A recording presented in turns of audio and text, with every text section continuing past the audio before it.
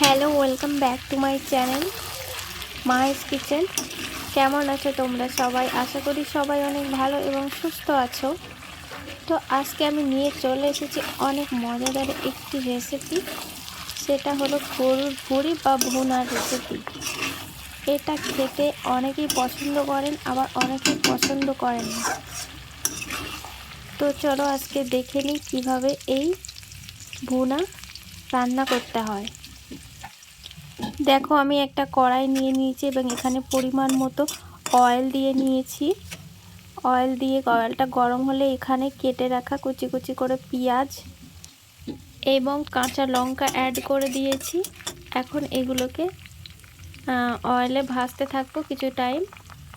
তারপরে এখানে আমি আদা রসুন বাটা এগুলোকে অ্যাড করে দিব এবং পরিমাণ মতো লবণ আর হলুদ অ্যাড করে নিব এবং এটাকে খুন্তি দিয়ে ভালো করে নাড়তে চাড়তে থাকবো মশলাটা যতক্ষণ বাদামি না হয়ে আসে।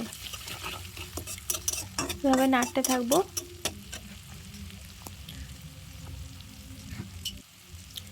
আর আস্ত ভুঁড়ি বা বট পরিষ্কার করা অনেক ঝামেলা, এজন্য বাজার থেকে পরিষ্কার করা ভুঁড়ি নিয়ে এসেছিল আমাদের।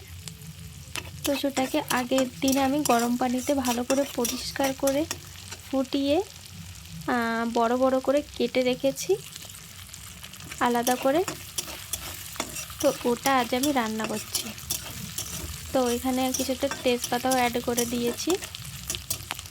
এখন মশলাটা প্রায় হয়ে এসেছে। পেঁয়াজগুলো দেখো বাদামি বাদামি কালার চলে আসছে।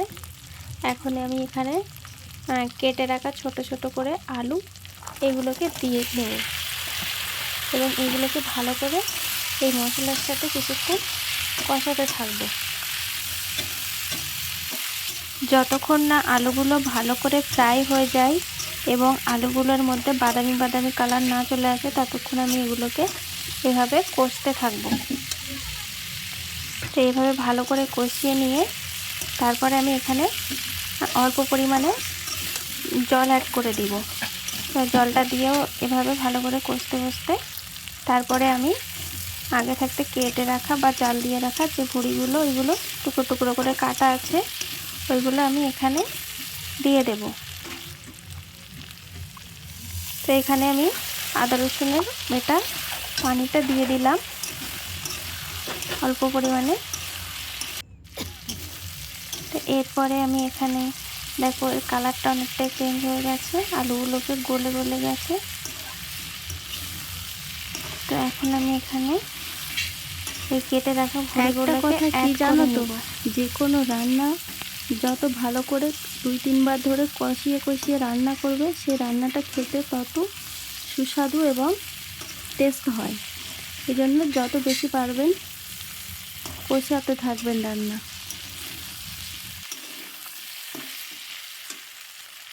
দেখো এবারে এখানে এই টুকরো টুকরো করে কেটে রাখা ভুঁড়ি বা বটগুলো আমি এখানে অ্যাড করে দিলাম।